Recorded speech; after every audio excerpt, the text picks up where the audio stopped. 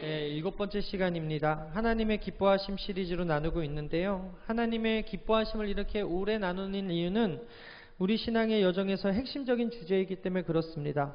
병원에 가면 웃는 사람 별로 없어요. 다 찡그리고 짜증내고 아프다고 하지. 그런데 유치원에 제가 가면 우리 유한이를 비롯해서 우리 아이들이 얼마나 시끄럽게 떠들고 웃는지 몰라요. 오늘도 제가 9시 설교를 교회학교 아이들과 함께 했잖아요. 그런데 그 아이들이 시끄러워 살겠어요. 그냥 별거 아닌 걸로 웃고 떠들고 그냥 장난치고 그래요. 근데 애들이 병들면요, 제일 먼저 하는 게 입을 다무는 거거든요. 아이가 입을 다문다는 것은 병들었다는 거예요. 근데 그 아이들이 밝게 웃고 떠든다, 이것은 기쁘게 그렇게 한다는 것은 건강하다는 증거예요. 마찬가지예요. 오늘 이 예배 전에서 여러분들이 마음에 기쁘면 신앙이 건강하다는 것이고, 마음이 짜증과 원망과 분노가 가득하면 신앙이 병들었다는 거예요. 저는 바라게 오늘 이 예배 시간에 여러분들의 그 마음에 그 모든 미움, 다툼, 시기, 질투 다 사라져버리고 주님이 주시는 평강과 기쁨으로 가득 차게 되기를 주님의 이름으로 축원합니다. 오늘 고린도 후서 7장 6절을 통해서 하나님의 기뻐하심을 함께 나누길 원하는데, 오늘은 딱 한 가지만 나누길 원합니다. 따라하겠습니다. 하나님은 관계의 회복을 기뻐하십니다. 16절 함께 읽겠습니다. 시작.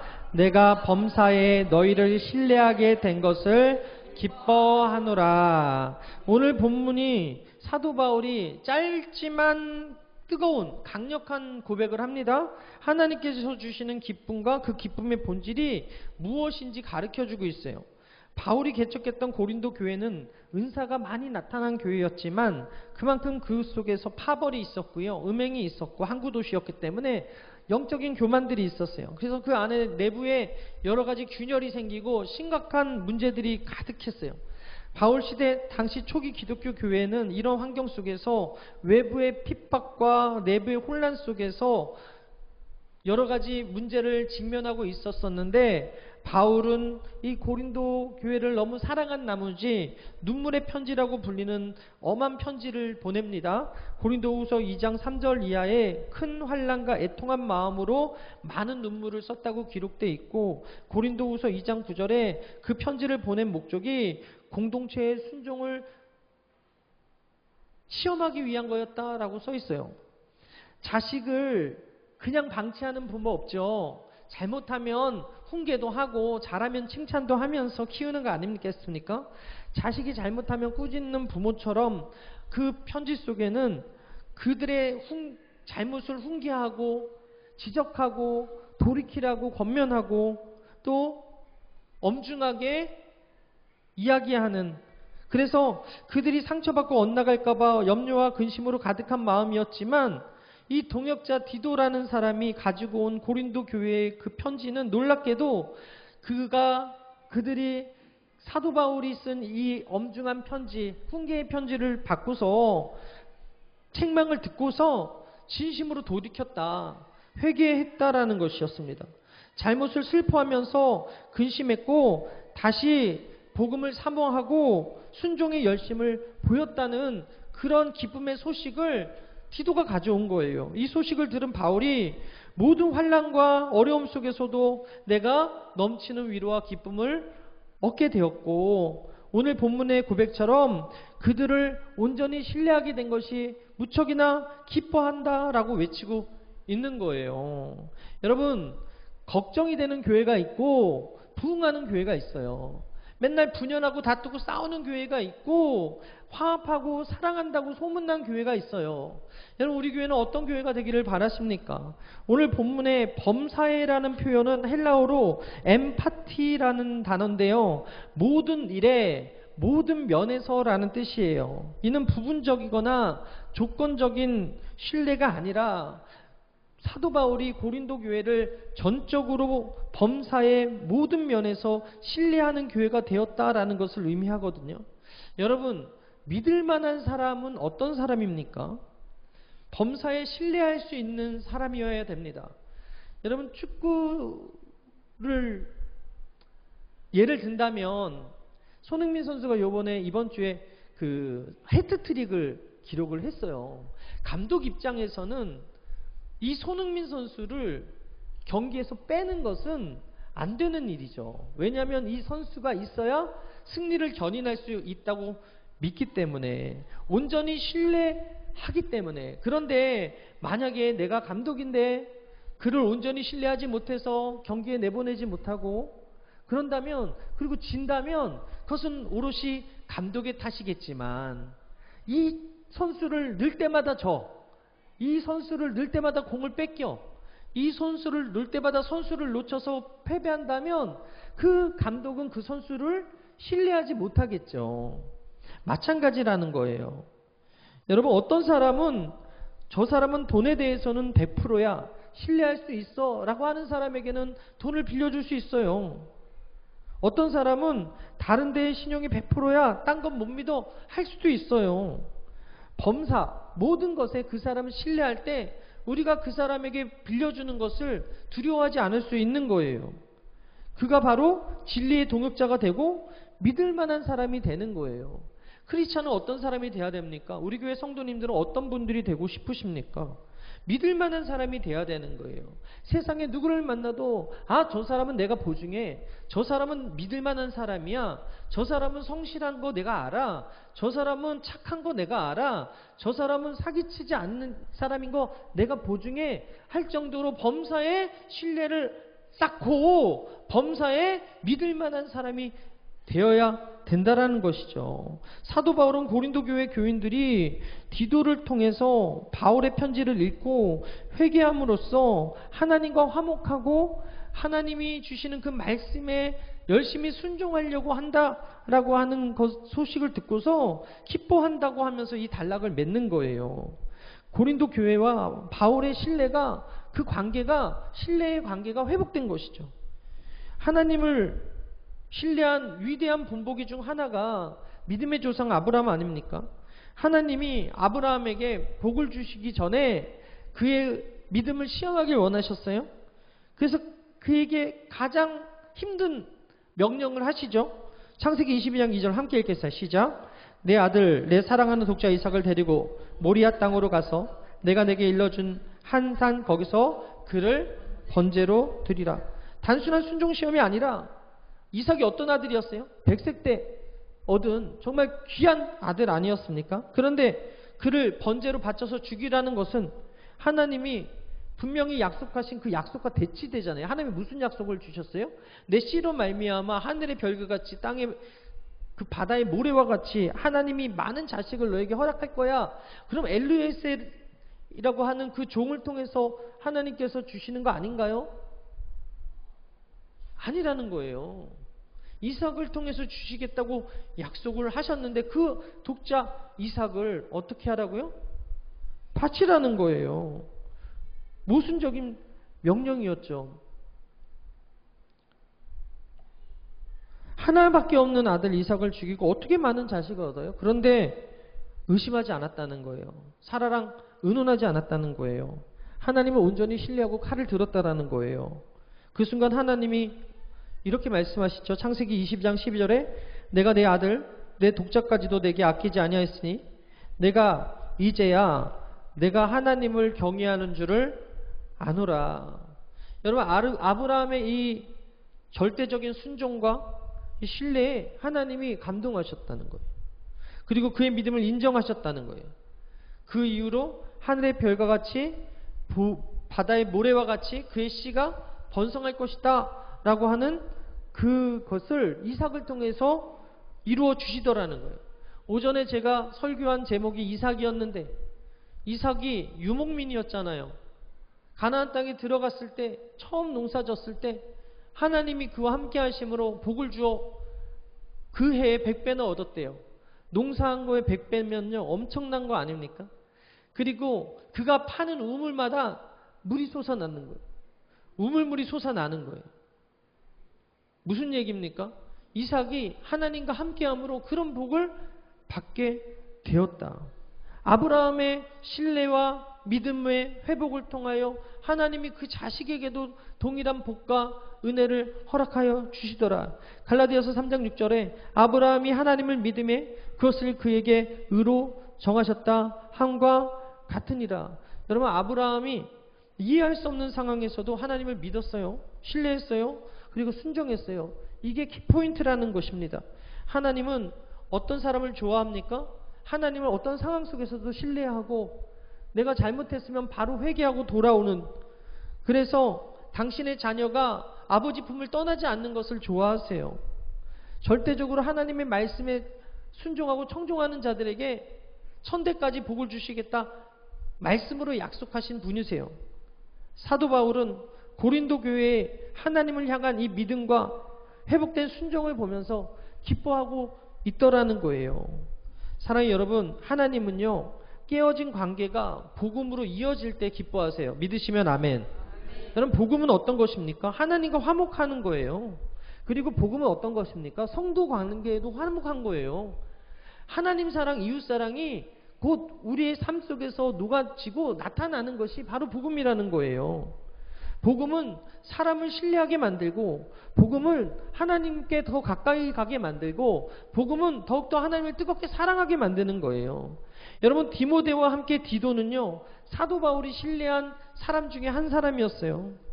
디도는 고린도 교회의 심각한 문제를 해결하기 위해서 파송돼서 그 문제를 더 분란 있게 만들거나 더 심각하게 만든 사람이 아니라 그 문제를 잘 해결해서 가지고 바울에게 복음을 갖다 준 사람 아닙니까?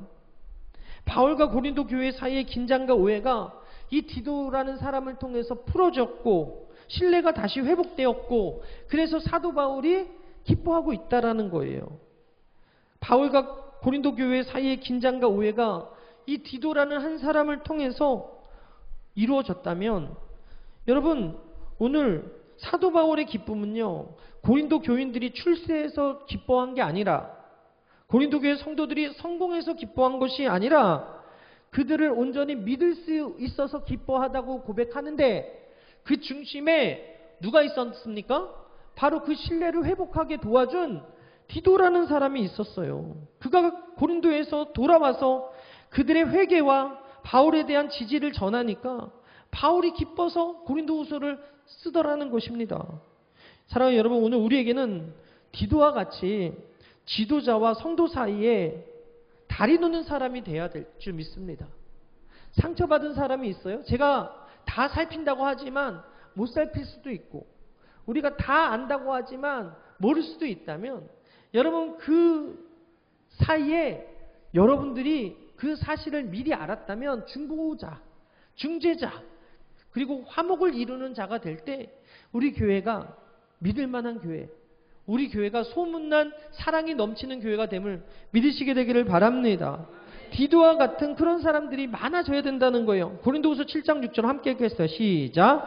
그러나 낙심한 자들을 위로하시는 하나님이 디도가 오므로 우리를 위로하셨으니. 고린도후서 7장 13절에 이로 말미암아 우리가 위로를 받았고 우리가 받은 위로 위에 디도의 기쁨으로 우리가 더욱 많이 기뻐함은 그의 마음이 너희 무리로 말미암아 안심하를 얻었습니다. 여기까지 하겠습니다. 여러분, 디도가 가는 곳마다 분쟁과 어려움이 있었던 것이 아니라 디도가 가는 곳마다 기쁨과 회복이 있었다.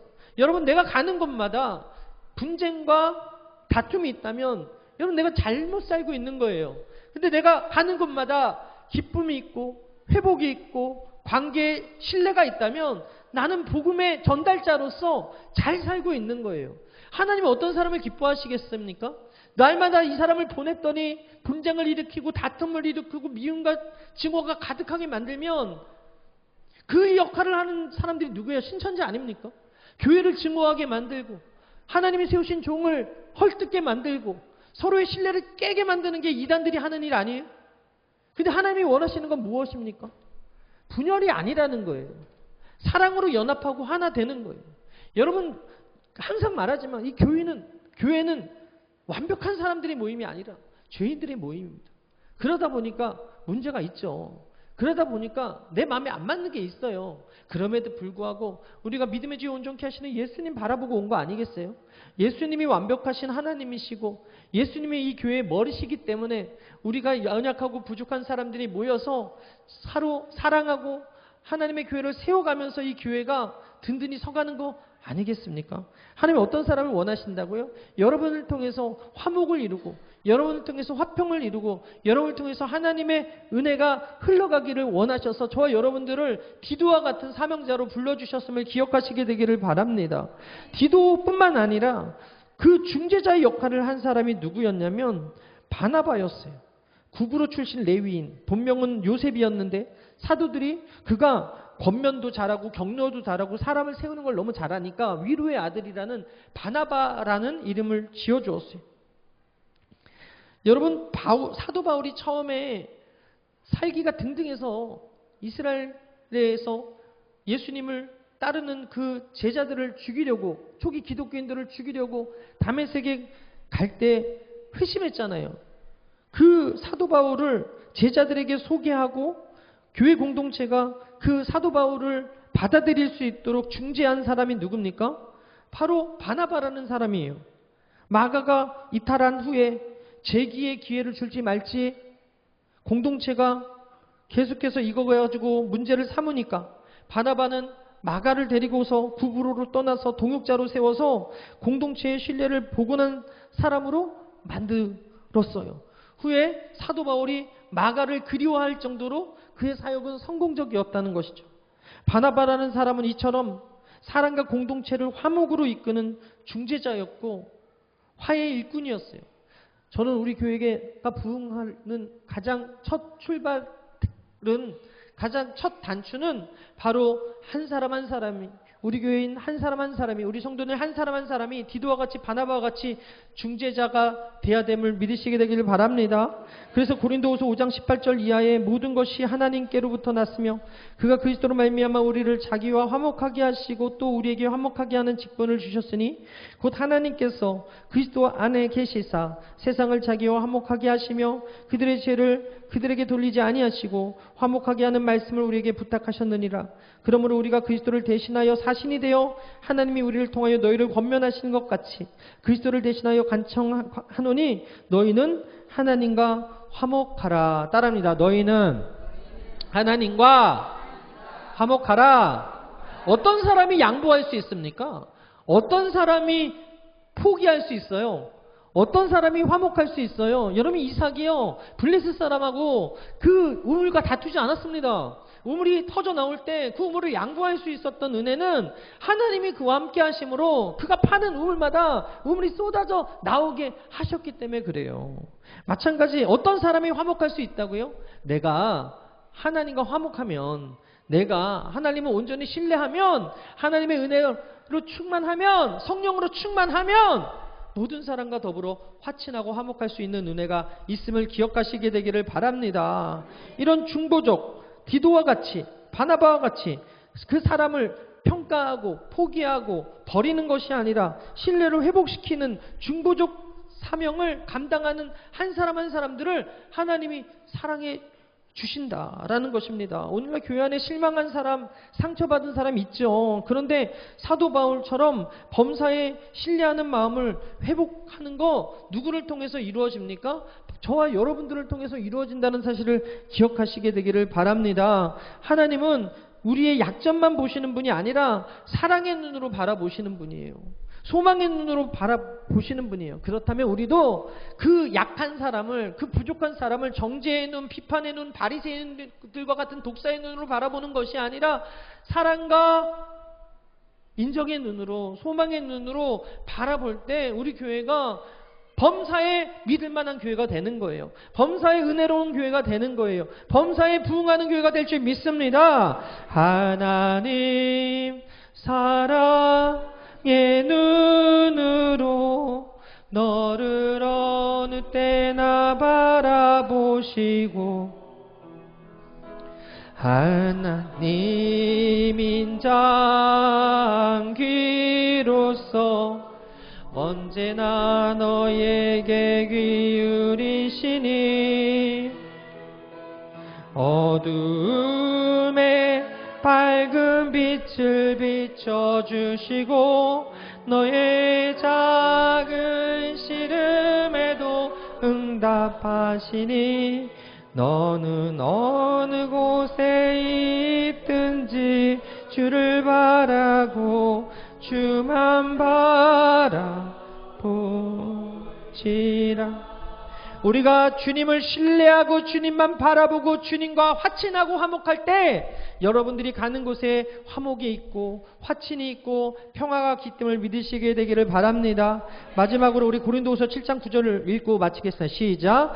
내가 지금 기뻐함은 너희로 근심하게 한 까닭이 아니요 도리어 너희가 근심함으로 회개함에 이른 까닭이라. 너희가 하나님의 뜻대로 근심하게 된 것은 우리에게서 아무 해도 받지 않게 하려 하심이라. 아멘. 우리가 이런 결론을 내릴 수 있어요. 혼란한 세상 속에서 회개와 신뢰가 하나님의 기뻐하심을 불러일으킨다. 따라서 우리는 어떤 자세를 취하며 살아야 됩니까? 하나님을 믿고 사는 사람으로서 하나님을 신뢰한다면 나도 내 자신을 믿을 수 있는 존재로 나를 사랑하고 또 하나님이 허락하신 귀한 이웃들을 하나님이 베풀어 주신 사랑의 눈으로 바라보면서 받아들이고 이런 신뢰 관계가 믿음의 관계가 계속 우리 교회 안에 이어진다면 하나님의 기뻐하시는 여의도 순복음 횡성교회가 된다는 사실을 기억하시게 되기를 주님의 이름으로 축원합니다. 아내가 믿을 수 없고 남편이 믿을 수 없으면 가정은 깨지는 거예요. 자식을 못 믿으면 그 가정은 깨지는 거예요. 아내를 믿을 수 있고 100% 신뢰할 수 있고 남편을 100% 신뢰할 수 있고 자녀를 100% 신뢰할 수 있는 가정이 깨지지 않는 거예요. 우리 가정, 우리 교회가 깨지지 않기 위해서는 우리가 하나님을 믿는 하나님의 사람들로서 중재자의 사명을 가지고서 미움, 다툼, 시기의 눈으로 사람을 바라보는 것이 아니라 하나님이 나를 그럼에도 불구하고 약한 나를 사랑하고 품은 눈으로 바라본 것처럼 그들을 바라보고 사랑하고 품어줄 때 우리 교회가 이 마지막 때 귀하게 쓰임받는 하나님의 교회로 세워진다는 사실을 믿으시게 되기를 바랍니다. 그래서 오늘 고린도 교회와 바울 이야기를 통해서 내가 어디에 서 있든지 간에 하나님의 기뻐하심의 통로가 되겠다. 디도와 같이 바나바와 같이 그런 중재자, 화의자, 권면자, 위로자가 되겠다. 결단하는 은혜가 여러분들에게 있게 되기를 주님의 이름으로 축원합니다. 우리 찬양하고 기도하겠습니다.